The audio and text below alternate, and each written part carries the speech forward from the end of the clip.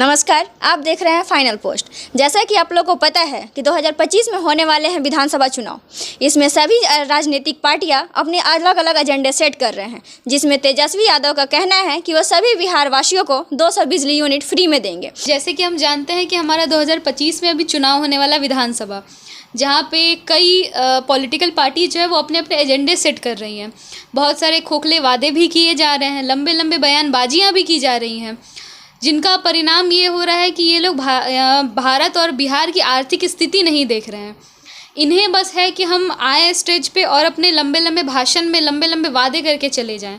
उनको ये भी समझना चाहिए कि अभी बिहार की जो आर्थिक स्थिति है वो अभी अपने पैमाने सेट नहीं कर पा रही है, वो भी बहुत गिरावट में है। वो जैसे हमारे तेजस्वी यादव, उन्होंने 200 बिजली यूनिट फ्री करने की बात की है, जो कि बिहार वासियों के लिए एक बहुत अच्छा उपहार माना जा सकता है। लेकिन अगर हम बात करें बिहार की आर्थिक स्थिति पे, तो क्या हमारे लिए ये सही है?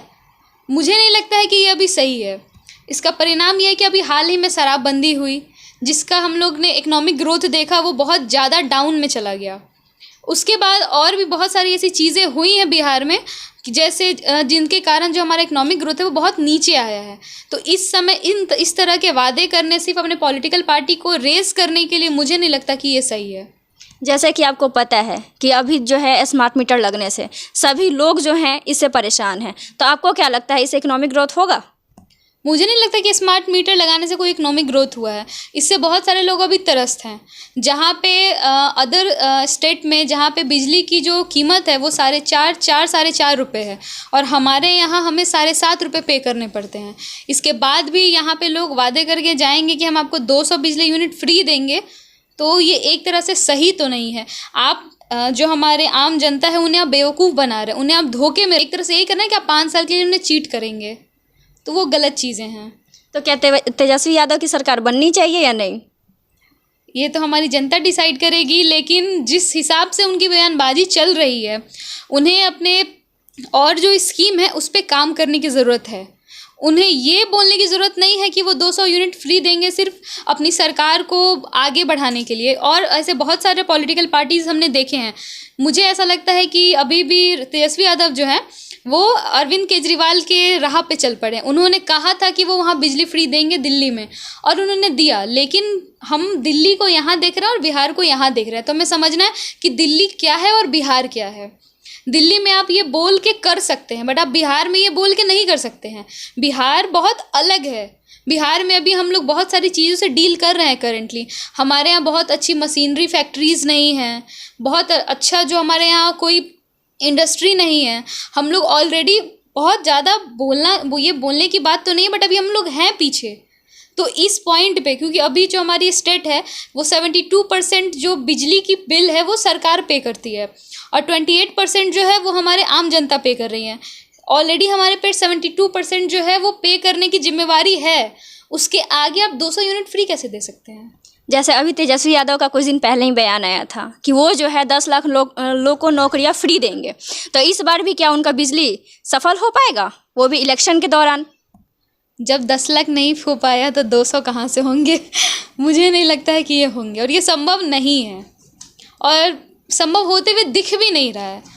सिर्फ मेरे कहने से नहीं, बट ये संभव होते हुए दिख भी नहीं रहा है कि आप 10 लाख आपकी नौकरियां ही पूरी नहीं हो पाई, फिर आप ये एक और लेकर चले हैं, आप 200 फ्री यूनिट। जिसको देखो ना, वो अरविंद केजरीवाल के राह पे। अभी अरविंद केजरीवाल कहाँ है, उन्हें ये भी देखना चाहिए। सिर्फ आप रास्ते पे देख रहे हैं, उनकी मंजिल देखिए कि अभी वो किस जगह पे हैं। तो आप बस देख रहे हैं ना कि वो ऐसे ऐसे ऐसे करते चले गए। आप जगह भी तो देखिए ना, वो दिल्ली है और ये बिहार है। अभी हमारे यहाँ प्रशांत किशोर जी भी हैं, वो भी, उनकी भी जो आइडियोलॉजी है वो बहुत हद तक अरविंद केजरीवाल जैसी है। हालांकि वो भी अपने पॉलिटिकल बयान में जो बहुत सारी बयानबाजी कर रहे हैं, बट हमें ये भी देखना है कि वो किस तरह की बयानबाजी करते हैं।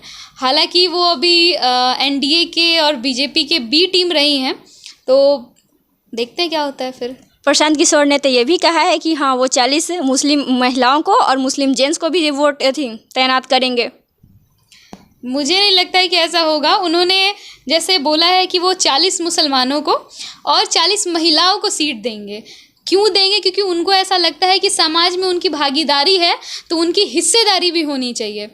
लेकिन फिर आप यहाँ पे, मैं उन्हें एक कटाक्ष दूंगी कि जब हमारे राहुल गांधी जी ने कहा था कि जनगणना कराइए और उसके आधार पे जिसकी जितनी भागीदारी होगी, उतनी उसकी हिस्सेदारी, तो फिर प्रशांत किशोर जी ने उनका समर्थन क्यों नहीं किया? जब वो कह रहे हैं कि वो मतलब डिवाइड करके कि 40 मुसलमान को सीट देंगे, 40 महिलाओं को देंगे, तो फिर उन्हें उनका समर्थन भी तो करना चाहिए। आखिर राहुल गांधी भी तो यही बात कह रहे हैं कि आप जातीय जनगणना करवाइए, उसके बाद देखिए कि जिसकी जितनी भागीदारी उतनी उसकी हिस्सेदारी होगी। तो फिर आप वहाँ क्यों नहीं गए? आपको भी ये चीज़ देखनी है ना कि आप बस अपना फ़ायदा देख रहे हैं कि आप मुझे एक जगह पे काम करवाना है, मैं उनके सपोर्ट में जितना हो सके उतनी सही बात बोलूँगा, बाकी लोग मुझे क्या करें उससे मुझे क्या लेना देना। तो फिर ये चीज़ें भी देखनी है ना। आपको क्या लगता है तेजस्वी यादव का जो एक बयान है कि 200 यूनिट बिजली फ्री में देंगे, क्या यह सही में हो पाएगा?